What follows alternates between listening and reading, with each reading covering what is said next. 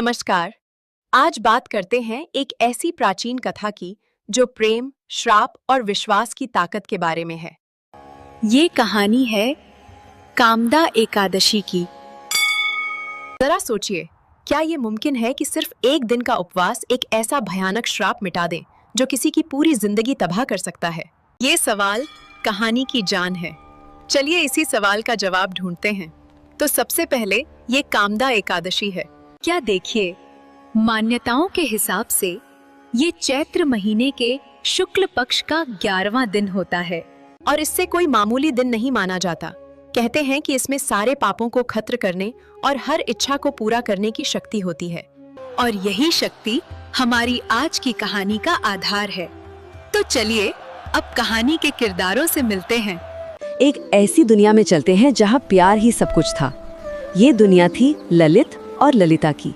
एक शहर था जिसका नाम था भोगीपुर। राजा पुंडरिक का राज था और शहर हर तरह से खुशहाल और सुंदर था। यहाँ सिर्फ इंसान नहीं बल्कि अप्सराएं, किन्नर और गंधर्व जैसे दिव्य प्राणी भी रहते थे।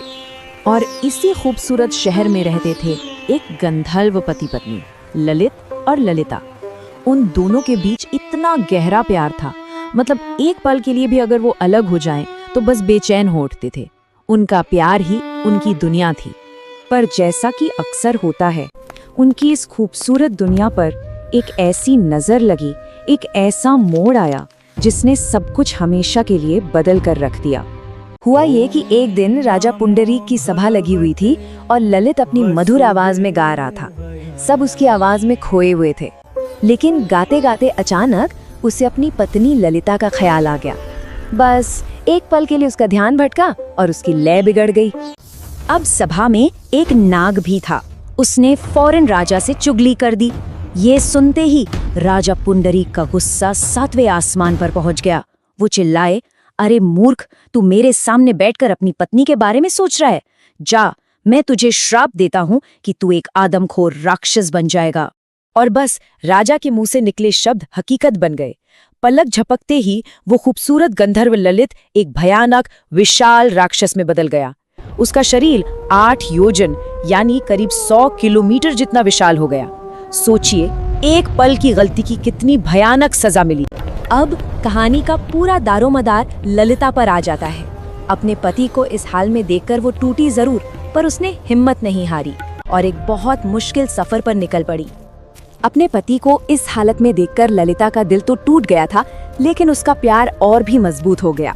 उसने ठान लिया कि वो अपने ललित को वापस लाकर ही रहेगी और वो उस विशाल राक्षस के पीछे पीछे घने खतरनाक जंगलों में चलने लगी।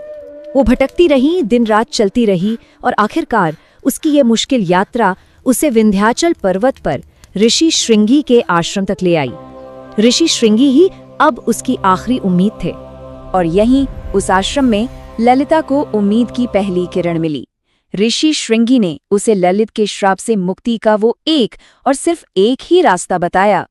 ऋषि श्रृंगी ने रास्ता दिखाते हुए कहा, पुत्री, चैत्र महीने के शुक्ल पक्ष में कामदा एकादशी आने वाली है। तुम उस दिन व्रत रखो, पूरे विधि विधान और सच्ची श्रद्धा से उस व्रत को पूरा करो और फिर उस व्रत से मिला सारा पुण्य अपने पति को दे दो। बस यही एक तरीका था। अब ललिता के विश्वास उसके प्रेम की असली परीक्षा थी। उसने ऋषि के बताए रास्ते पर चलने का फैसला किया और यहीं से कहानी अपने सबसे अहम मोड़ पर पहुंच गई।